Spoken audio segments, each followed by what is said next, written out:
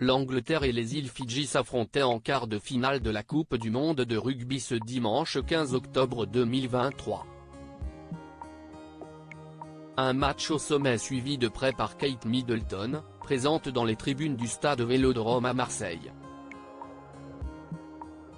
Samedi, 2 matchs ont permis de découvrir l'affiche de la première demi-finale programmée pour vendredi 20 octobre.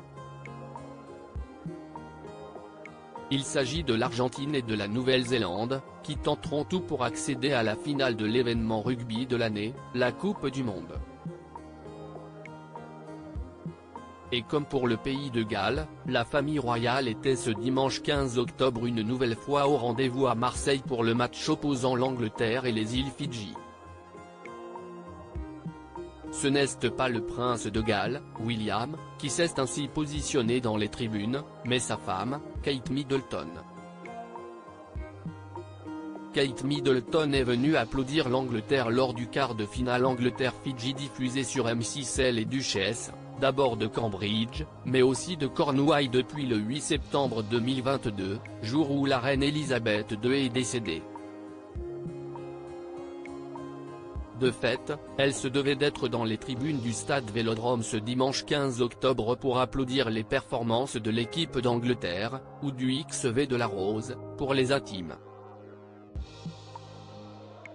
Si durant la première partie de la rencontre, l'Angleterre a réussi à mener le jeu loin devant les îles Fidji, l'équipe venue de l'océan Pacifique Sud, s'est vite reprise en main après la mi-temps, offrant un niveau de jeu impressionnant, ce que n'a pas manqué de vérifier Kate Middleton, ravie d'être présente pour cette rencontre sous haute tension. Il faut croire que contrairement à son conjoint, la présence de la princesse a fait son effet. L'Angleterre accède donc à la demi-finale programmée le 21 octobre prochain grâce à un score de 30-24. Les îles Fidji face au décès du père de l'un de ses joueurs stars du côté des joueurs, là aussi, l'événement était au rendez-vous. Pour les Fidji, les supporters ont ainsi pu applaudir le grand retour de la star locale, Semi Radradra, absent du dernier match de poule. Il avait été blessé lors du match contre la Géorgie. En revanche, la même équipe a dû faire face à une triste nouvelle, Sam Matavesi, rentré en Angleterre en début de semaine après le décès de son père, avait d'abord pris la décision de ne pas jouer. Néanmoins, il a depuis fait son retour en France. Le joueur, il m'a dit dès le départ que son père aurait voulu qu'il joue, a indiqué Simon Raioua-Lui, le sélectionneur. De fait, il fut sur le banc des remplaçants pour cette rencontre.